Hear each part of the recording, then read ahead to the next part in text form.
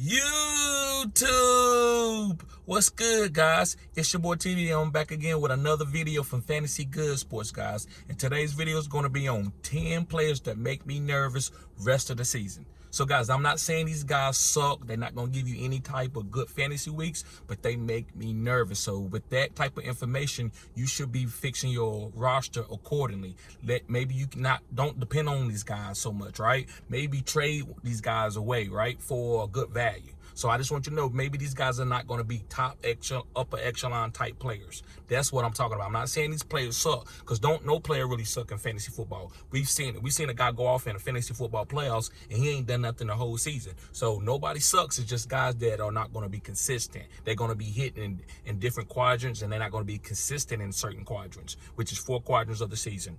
1 through 4, 4 through 8, 8 through 12, and then 12 through 16, right? Those are the quadrants that I look for as trend. All right, so with no further ado, guys, make sure you hit the like button and subscribe to this channel. This is cutting edge content. I said what I said. This is cutting edge content. I don't care what anybody says. So, all right, let's start off with the first guy. And this guy's a wide receiver, and he's from the Jacksonville Jaguars, and it's Calvin Ridley. Now, listen, Calvin Ridley is the #1 wide receiver on this team. Christian Kirk is good, but he's the slot guy. He's not the #1 wide receiver on this team. So, with that, is he a trustworthy #1 wide receiver? Is he a top 12? No. And I told everybody that in the beginning. I'm not trying to take a victory lap, because that's not what I do here. A lot of people are, you're going to take a victory. No, I'm not taking a victory lap. But I'm just going off what I preached. And I preached this the whole summer. Everybody kept saying, Calvin Ridley, man, he's this. And he look what he's doing in the camp and all this. I like, this guy hasn't played football in 2 years. And he being a #1 wide receiver consistently every week is a whole different type of breed. So to me, it was too many good weapons on this team, like Travis Etienne, Christian Kirk, Evan Ingram, Doug Peterson, the way he does his team, to me, to count on Calvin Ridley. So I don't want to go and say, I told you so, but Calvin Ridley is not that type of guy. Now you got to be caught with, then you got to hang on to the bag. If you get rid of him, you're not going to get no value. People going to get you chopped liver for him. So what you're going to do, you got to hold on to him and just play him as a flex and let it ride out. And if you can get a nice value for him, I don't really got any players. I will have some videos coming out. Check out my catalog for some trade targets. But yes, you're probably going to have to sit on Calvin Ridley right now and squeeze and get what you can get out of him and just put him in a flex and start him. Because if you sit him, you'll miss the boom game. All right, moving on to another wide receiver, my #2 guy, and it's Chris Olave. I said what I said. It's Chris Olave. Now, listen, I'm not sitting around taking no victory like on Chris Olave, but I said this in the offseason. I said if there's too many mouths to feed, like Rashid Shaheed, Michael Thomas, Alvin Kamara, Taysom Hill, especially Taysom Hill. Even with Chris Olave getting 14 targets, he's not like a #1 wide receiver. He's more like a Christian Kirk type. Maybe a better Christian Kirk. That means he could be a really good wide receiver for you. But if you're depending on him to beat the #1 corner every week, you sadly mistaken. He's a smaller guy. That's too much for him to put on him now. I'm not saying small guys can't be #1 wide receivers, but I don't think Chris Olave is that type of guy, right? I think he needs other weapons around him and let him eat in the slot. But if you got him out wide and he's going to beat the #1 corner and you need the quarterback to read him first, then that's not going to be an optimal type of strategy for Chris Olave. So right now, I think you should be trading Chris Olave, or you just got to be starting him as a flex and you caught with the bag. Now, you can still trade Chris Olave. You know why? Because he's getting a lot of targets. He got like 15 targets. So he's getting targets, so people would take him. So right now, if he have another bad game after he got in trouble for speeding, you still got some trade value in him. So right now you can get a 2-for-1. You can go down a tier and you can get a Christian Watson or Romeo Dobbs. You can maybe get a DK Metcalf. But after this week, if he don't hit, you in trouble. You will not be having a guy that nobody wants.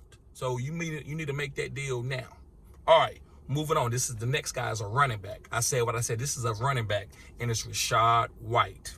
Yes, guys, Rashad White from the Tampa Bay Buccaneers. And listen, he plays tonight. Today is Thursday. Rashad White is an okay flex, like a flex 2 type running back, or late RB2. But he's not going to be hitting no upper echelon games. And listen, he could go off in a fantasy football playoff game. I want y'all to be aware that all these players that I'm not naming, they can go off in fantasy football playoffs. But that's besides the point. Are they going to be consistent and get you there if you got these guys on your team and you teeter-tottering with the number 6 seed or whatever seed that gets into the playoffs? So Rashad White, guys, is just catching a lot of passes. He's a safe PPR play. So you probably just gonna have to hold on to him. But if you can trade something, or if he hit a boom game tonight, I would get off of him and go get me something I'm feeling, or a 2-for-1, something that I feel safe with. A good floor guy, maybe a Roshan Johnson, something like that, or maybe a Tajay Spears. That's what I would do if get off Rashad White, because I just don't trust it. He's not a bell cow type running back through the middle. He's just more of I get me out in space, and he's not that explosive. He's just kind of just running, right? So be careful with Rashad White. Moving on, and this is a guy that I got a lot on my team, but he makes me nervous, and it's for different reasons. I think he's a great athlete, but it's James Cook from the Buffalo Bills. I said what I said, James Cook. Now listen, I preached a lot about James Cook. This is a guy that I told everybody to pick up, but he makes me nervous. This is what these players are. They make me nervous. And the reason why he make me nervous, Buffalo is, I think the offensive coordinator is terrible. Why are you got Latavius Murray running routes in the fourth quarter when y'all down by a touchdown? Now, if Latavius Murray was blocking, I wouldn't say nothing. I'd be like, oh, I understand. He can't, because James Cook is a smaller guy. He might be a $190 soaking wet. But if Latavius Murray is running dynamic routes, that's never been Latavius Murray's game. He can catch passes, but he's not a James Cook. So why are you doing that? That's weird. That's disgusting. That's disgusting. Why do I don't want nobody on that offense. I don't want nobody. I don't want no Damian Harris when he come back. I don't want no Latavius. I don't want no James Cook. Now listen, James Cook had a good game last week. Let's see. But I just want y'all to know, I got to be fair. I got a lot of them. He makes me nervous. So I'm not saying if you got a lot of good running backs, you might have to sit James Cook. I'm not going to put him as a top 12 running back. I'll put him as a top 24 running back. But right now, he's not a top 12 running back anymore. So be careful with James Cook. If you wanted to trade him, I'm not going to sit here and chastise. I'm not going to trade him on some teams. But if I get an opportunity to get a guy that's going to start every single week, I might make that move. A guy that I know is going to get 20 touches every single week. I'm not sitting around playing this Buffalo Bill game. It's like Buffalo Bill wings or something. I don't know what the Buffalo Bills are doing. You Josh Allen and nobody. It's just too much Josh Allen. I mean, it's worse than Kobe Bryant back when he had Smush Parker and Kwame Brown. Right, and I'm not saying them guys could suck. It just Kobe took all the shots.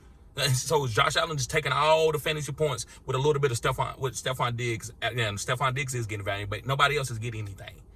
So be careful about James Cook. Moving on to a quarterback. My number 5 guy is Jordan Love. Yes, Jordan Love. He makes me nervous.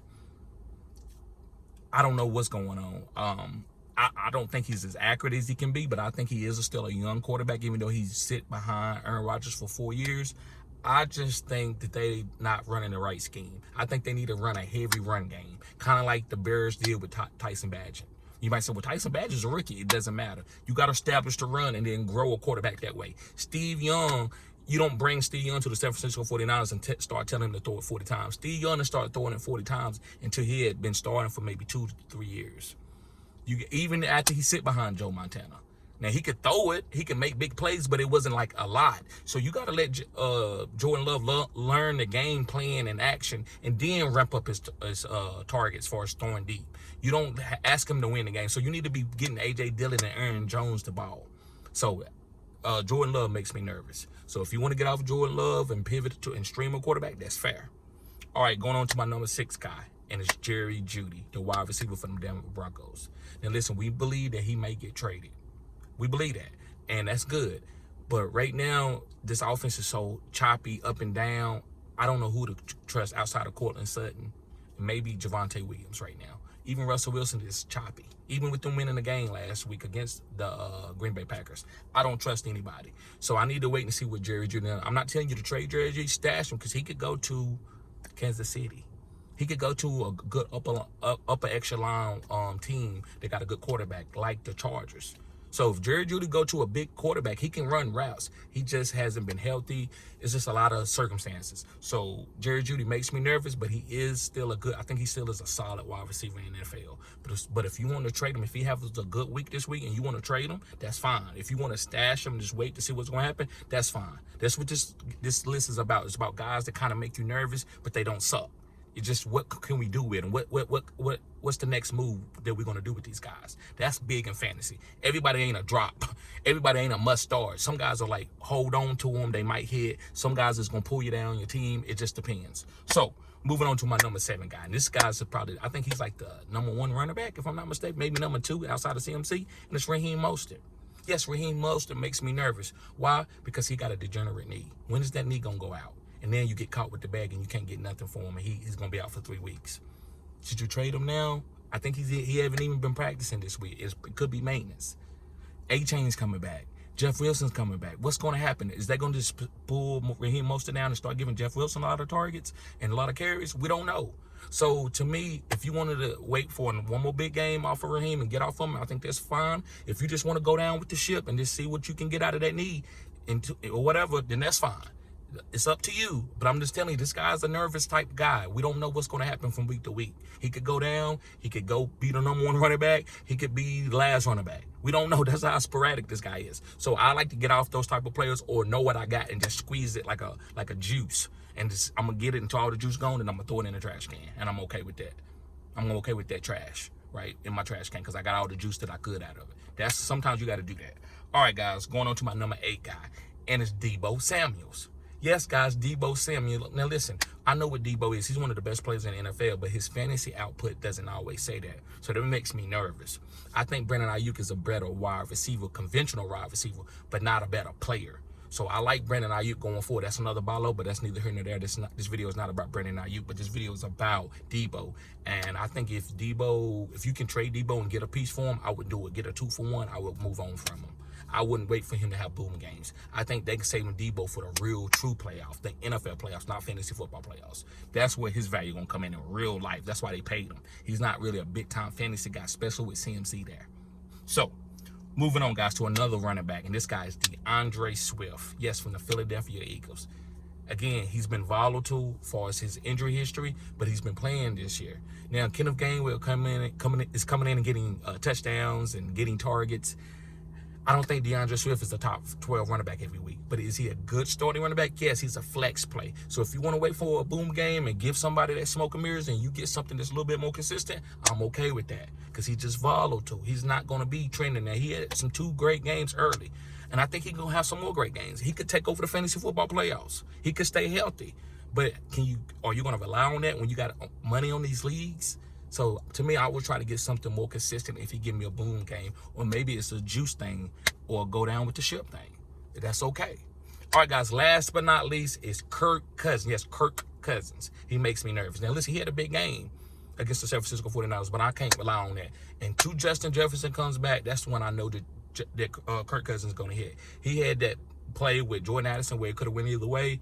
That type of stuff is just not reliable from week to week. Now, I do think Kirk Cousins is a better quarterback than he was 2 years ago. He's been getting better. But I don't know if I want that on my team. So if I could trade Kirk Cousins and get a more consistent, like a Justin Herbert, which I don't know what people are willing to give up in your league, but if you could go up a tier, maybe even C.J. Stroud, I would rather have that than to go with Kirk Cousins because I think it's just super sporadic. I don't know about when Justin Jefferson coming back. When it's Justin Jefferson back, they might be okay. You might can trust Kirk Cousins, but right now it still makes me nervous. So, guys, thank y'all for tuning in to Fantasy Good Sports. Make sure you hit the like button and subscribe to this channel. Also, guys, if you need help with a consultation, you need help winning this week, you almost on the borderline of making the playoffs, I've been helping people for the last 3 years make playoffs and also win fantasy football championships. So all you got to do is become a Phenom Crew member, and you get a free consultation, and then it's $20 after that for 30 minutes. So you can pay $20. If you stay on the Phenom Crew, you can pay $20 and talk to me for 30 minutes and get help and make decisions. Guys, that's a killer value, but you got to stay on the Phenom Crew. I'm not offering it for any other, but the other crews, you get your questions answered, and we can text. So if you become part of my members, we can go back and text, and you can send me your team, and I assess it. I'm not going to do it in the comment section because I can't really look at your team. You can list it out. I'm not reading all that. But if you sign up as a membership, I will give you my text number, my business line, and you can text me your team, and I can rate it and tell you moves. But if you want to talk to me on the phone, you need to sign up as a Phenom Crew, and you get that for $20 free the first one and $20 after that. If you're not part of the membership channel, that's a $40 value for 30 minutes. So guys, thank y'all for tuning in. Y'all be safe. Peace.